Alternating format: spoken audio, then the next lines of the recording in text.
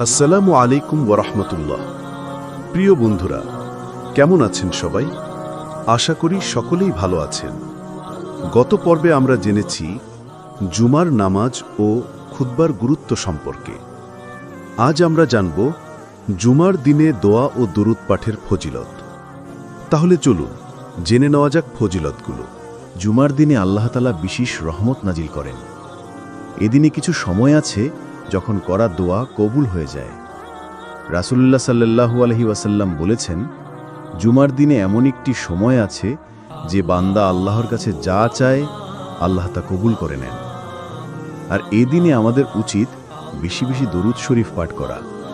রাসূলুল্লাহ সাল্লাল্লাহু আলাইহি ওয়াসাল্লাম বলেন, তোমরা জুমার দিনে আমার উপর বেশি বেশি দরুদ পাঠ করো। তাই বন্ধুরা, জুমার দিন যেন দরুদ আর দোয়ার আলোয় ভরে ওঠে।